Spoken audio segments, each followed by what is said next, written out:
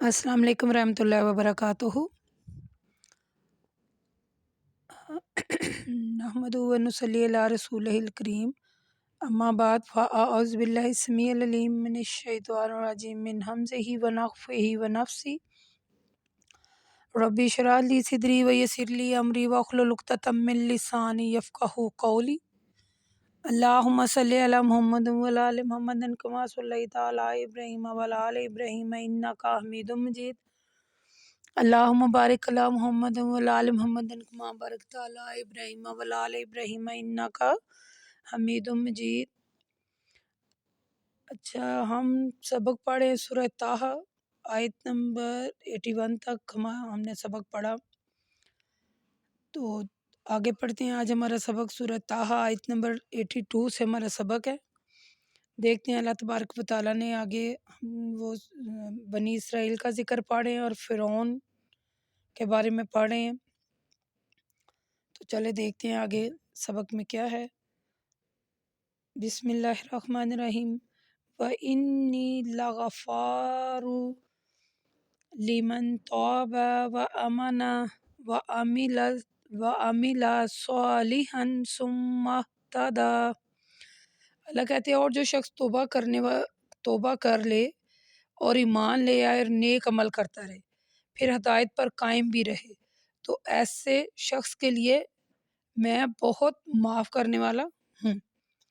یعنی دشمن سے نجات دینا یہ اللہ تعالیٰ کا سب سے بڑا احسان تھا۔ بنی اسرائیل کو، وہ فرعون کو اس میں غرق کر دیا سمندر میں، ٹھیک ہے۔ تو جب موسیٰ علیہ السلام نے بنی اسرائیل کو جہاد کا حکم دیا، ہم نے اس کے بارے میں سورۃ مائدہ میں پڑھا، تفصیل کے ساتھ پڑھا تھا۔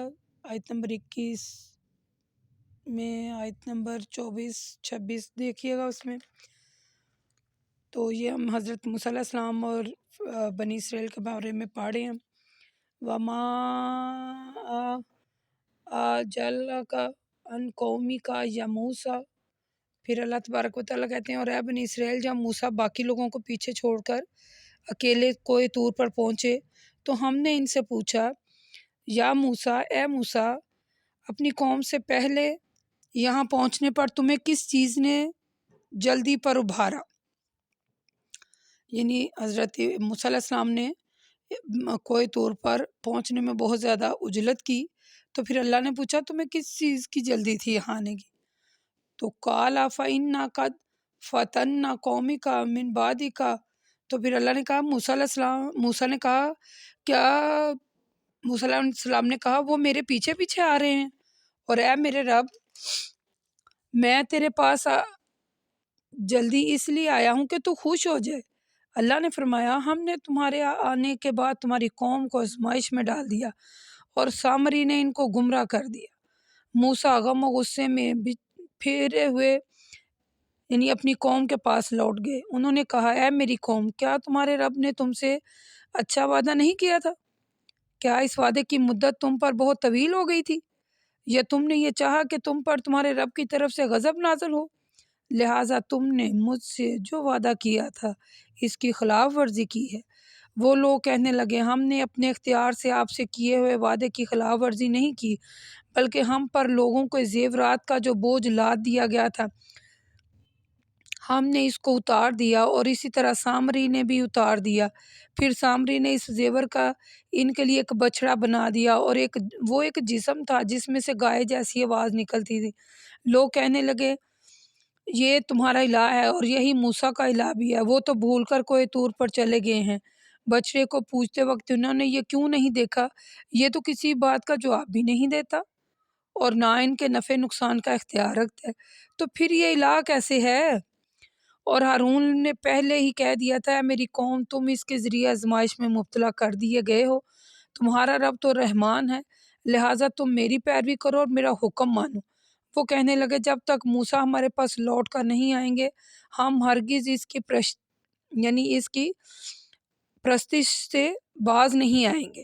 موسیٰ نے ہارون سے ان کی داڑھی اور سر کے بال پکڑ کر کہا، اے ہارون، جب تم نے ان کو دیکھا کہ وہ گمراہ ہو گئے ہیں تو کیا تم نے انہیں منع نہیں کیا کہ تم نے میری پیروی نہیں کی؟ کیا تم نے میرے حکم کی خلاف ورزی کی؟ ہارون نے کہا، اے میرے بھائی، میری داڑھی اور میرے سر کے بالوں کو نہ پکڑیے، میں تو اس بات سے ڈر کا کہیں کہ تم نے بنی اسرائیل میں تو فرقہ ڈال دیا ہے اور میری بات کا لحاظ نہیں رکھا۔ یعنی پھر ہارون علیہ السلام نے کہا میرے بھائی میری داڑھی اور میرے سر کے بالوں کو نہ پکڑے، میں تو اس بات سے ڈر رہا تھا کہ کہیں آپ یہ نہ کہہ دیں کہ تم نے بنی اسرائیل میں فرقہ ڈال دیا اور میری بات کا لحاظ نہیں کیا۔ پھر موسیٰ نے سامری سے مخاطب ہو کر کہا، اے سامری تیرا کیا حال ہے؟ اس نے کہا، مجھے وہ چیز سوجی جو اوروں کو نہیں سوجی، میں نے رسول صلی اللہ علیہ وآلہ وسلم کی تعلیمات سے ایک مٹھی ہی لی تھی، اسے پھر پھینک دیا اور میرے نفس نے مجھے اسی طرح سمجھایا اور میرے لیے اس کام کو مزین کر دیا۔ موسیٰ نے کہا، جا دنیا میں تیرے لیے یہ سزا ہے کہ تو کہتا رہے گا مجھے ہاتھ نہ لگانا، اور آخرت میں تیرے لیے ایک اور عذاب کا وعدہ ہے جو تجھ سے کبھی ٹلے گا نہیں۔ اور اب دیکھ اپنے الہ کو جس کے سامنے تو جمع بیٹھا تھا، ہم نے اسے جلا ڈالا، پھر اس کی راکھ کو سمندر میں اڑائیں گے۔ تمہارا الہ تو بس اللہ ہے، اس کے سوا کوئی الہ نہیں، اس کا علم ہر چیز کو گھیرے ہوئے ہے۔ اور اے رسول صلی اللہ علیہ وآلہ وسلم، ہم نے آپ کو بعض ایسے واقعات سنائے جو گزر چکے ہیں، اور ہم نے اپنے پاس سے آپ کو نصیحت کی کتاب عطا فرمائی۔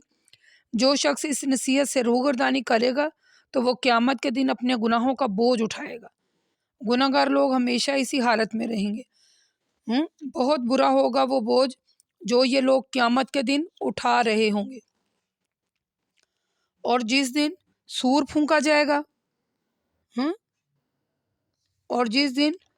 پھونکا جائے گا خالدین فیہا وساء لہم یوم القیامت حملا، یوم ینفخ فی الصور ونحشر المجرمین یومئذ زرقا یتحافتون بینہم۔ اللہ کہتے ہیں جس دن سور پھونکا جائے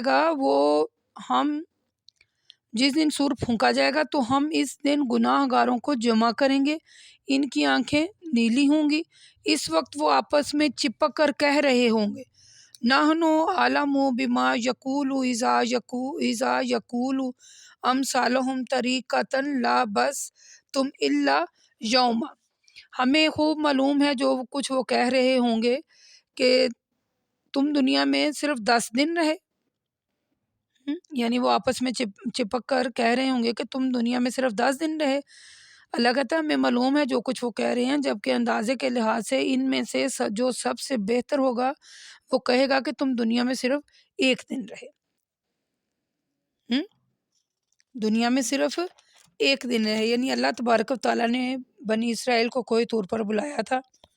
پھر اللہ تعالیٰ فرماتے ہیں کہ یعنی موسیٰ علیہ السلام نے جلدی کی نا اپنی قوم سے پہلے کوئی طور پر پہنچ گئے، تو اللہ تعالیٰ نے فرمایا موسیٰ کون سی عجلت ہے تمہیں، اتنی عجلت کی کیا ضرورت ہے، اتنی جلدی تم آ گئے ہو؟ تو موسیٰ علیہ السلام نے کہا میرا رب میں نے تیرے پاس آنے میں اس لیے جلدی کی کہ تو خوش ہو جائے۔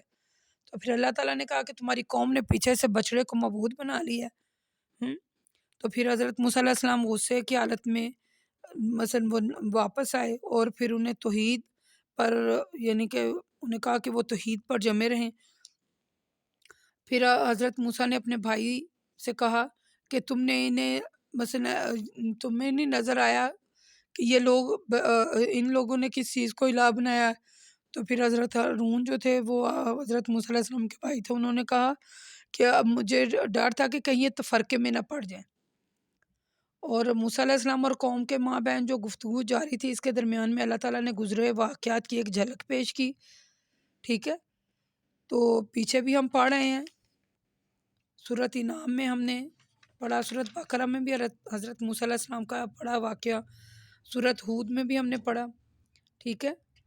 تو اللہ تبارک و تعالیٰ سے ہم دعا کرتے ہیں کہ یا اللہ تو سب نفع نقصان کا مالک ہے، جو کچھ بھی زمین اور آسمان اور دائیں بائیں سب کچھ، اور جو کچھ زمین اور آسمان میں ہے اور جو کچھ ان کے درمیان میں اور جو کچھ زمین کے نیچے میں ہے، تو سب کا مالک ہے، سب کا مالک ہے۔ تو ہمیں کیا کرنا چاہیے؟ جو سب کا مالک ہے صرف اسی کی عبادت کرنی چاہیے۔ حضرت ہارون علیہ السلام جو تھے وہ حضرت موسیٰ علیہ السلام کے بھائی تھے اور اللہ تعالیٰ کے برگزیدہ رسول تھے، ٹھیک ہے۔ تو جب موسیٰ علیہ السلام نے دعا کی اور تبلیغ کے کام میں ان کو اپنا شریک بنانے کے لیے اللہ سے التجا کی نا، تو اللہ تعالیٰ نے ان کی دعا قبول کی، ٹھیک ہے۔ تو وہ جو اللہ تعالیٰ نے انہیں موسیٰ علیہ السلام کی شرکت میں تبلیغ کے کام کا حکم دیا، اور وہ جیسے اللہ تعالیٰ حکم دیتے تھے ویسے ہی وہ اللہ تعالیٰ کا حکم اپنی قوم کو پہنچاتے تھے، ٹھیک ہے۔ تو یہ پھر فرعون جو تھے انہوں نے، یعنی ہم نے پیچھے سورۃ الاعراف میں، سورۃ یونس میں بھی ہم نے اس کا قصہ پڑھا۔ تو یہ حضرت ہارون جو تھے وہ مین حضرت موسیٰ علیہ السلام کے بھائی تھے۔ تو آج کے لیے اتنا ہی کافی ہے، ٹھیک ہے۔ آج کے لیے اتنا ہی سبق کافی ہے۔ ہم نے آیت نمبر 104 تک پڑھا۔ تو اللہ تعالیٰ سے دعا کرتے ہیں، یا اللہ ہم سے جو پڑھنے میں، سمجھنے میں، پڑھانے میں جو کوئی غلطی ہو جاتی ہے تو یا اللہ ہمیں معاف کر، ہمارے گناہوں سے درگزر فرما، اور ہمیں اس راستے پر چلا جو تجھے اور تیرے حبیب کو پسند ہے۔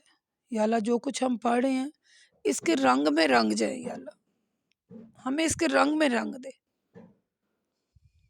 اور جہاں کہیں بھی ہم سے گناہ ہو جائے تو ہمیں معاف فرمانا۔ وقول قولی ھذا لی استغفر اللہ، استغفر اللہ۔ السلام علیکم ورحمۃ اللہ وبرکاتہ۔